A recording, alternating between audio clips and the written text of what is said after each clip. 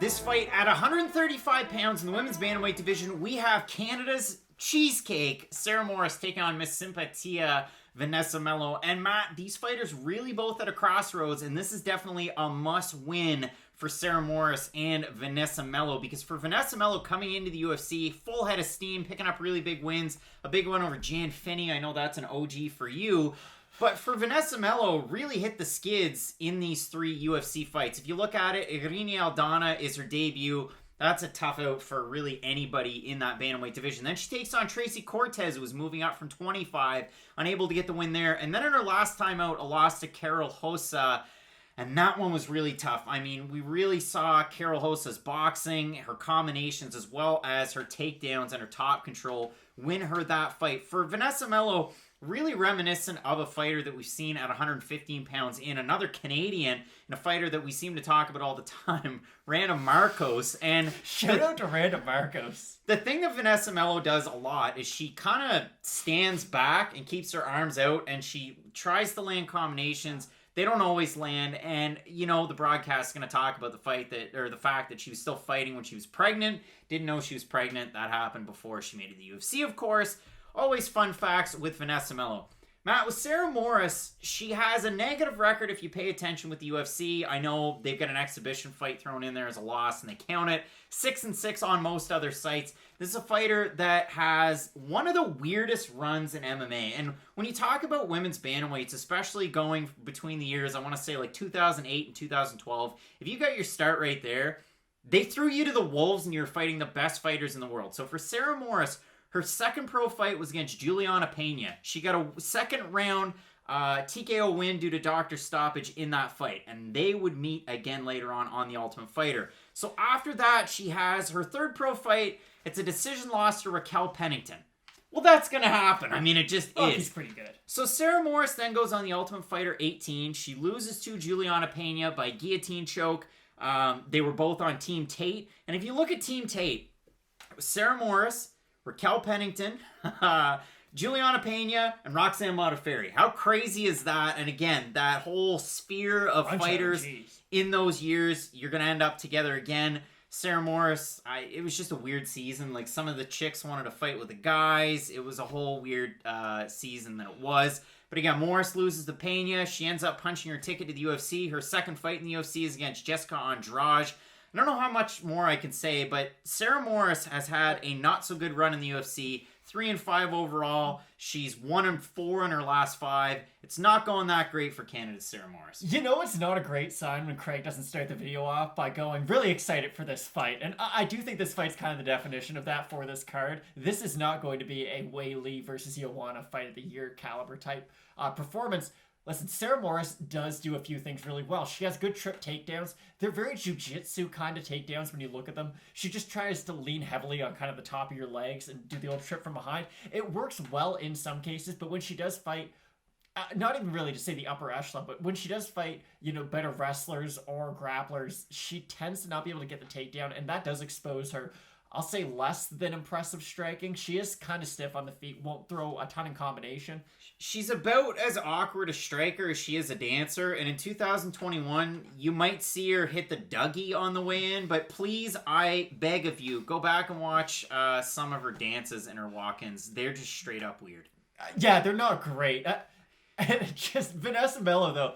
It's not like Vanessa Melo does any one thing that's really going to cause Sarah Moras problems. She's not one of these overwhelming physical talents where she can keep the takedown off her just by being the stronger athlete out of the two. She will concede the takedown sometimes. And for Vanessa Melo, she does have trouble getting back up to her feet. And I do think this fight just comes down to who's going to be the better wrestler out of these two. Can Vanessa Melo defend a few takedowns, keep the fight on the feet, and maybe win a round? I do think she'll be able to do that. But as the fight progresses, it's hard to defend takedowns for 15 minutes solid. And if you're Moras, I really only think you need 2 takedowns in this fight. If you get a takedown a minute into the first round, just kind of hold top position for the rest of it. And then, maybe round 2, Vanessa Melo, she's able to get a few good strikes off. Round 3, Moras can get another takedown with over 3 minutes left on the clock. I think she'll just be able to burn rounds that way. And it's not the sexiest way to win a fight, but a win's a win. It's an awkward way to win. If anything, Sarah Moras is awkward. But if you look at it, really, you look at the IG game, Sarah Moras switching things up, going to extreme couture, getting ready for this one. Just spending time with some of the best in the world, and we're going to talk about it later on in this card, but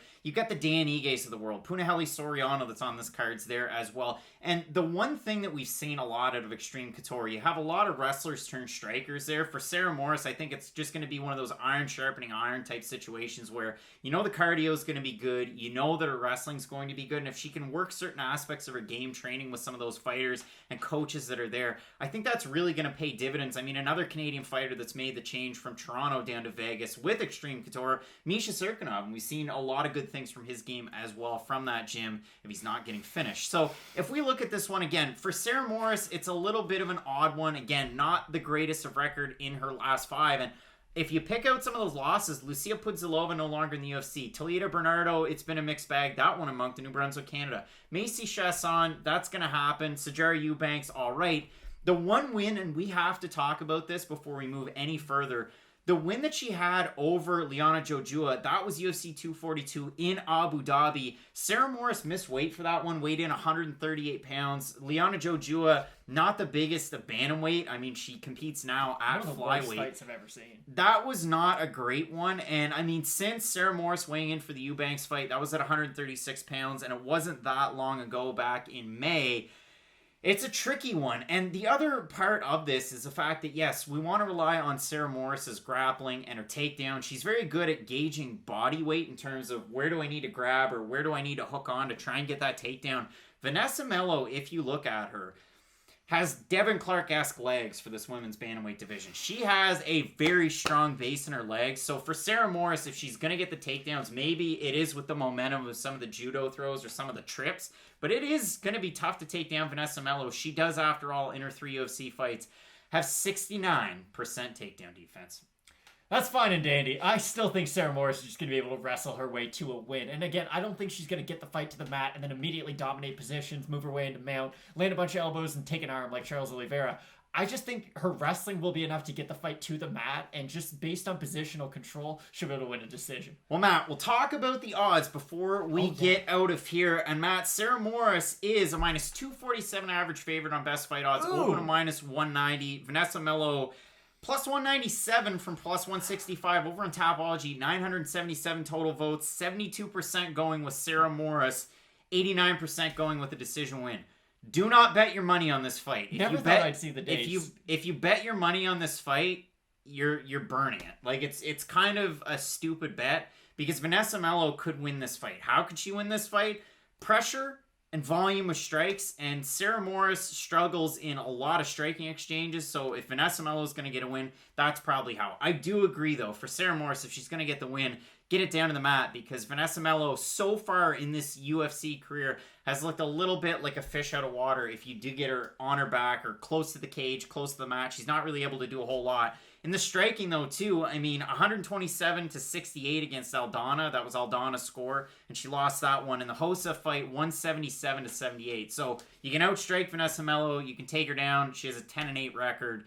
This is a tricky one, Matt. I couldn't have set that up any better myself. I like Sarah Morris. She is not justified being a minus 250 favorite in really any of her fights in her career. She's a 500 fighter. Yeah, again, these are two fighters who both desperately need a win, so hopefully we do see the best version out of these two, and hopefully they're not already about to sign a contract with like BKFC, but I'm going to go with Sarah Morris. Again, the wrestling, I think, will be enough of a factor to get her the win. Oh, Canada, we stand on guard for thee, Matt. We're both going with Sarah Morris to get the win. Really looking forward to this card. We have a great couple of fights headlining. You've got Matt Brown taking on Carlos Condit. You got Max Holloway taking on Calvin Kattar. So keep it locked in. As we always say with Fight Night Picks, Matt, let's get into it.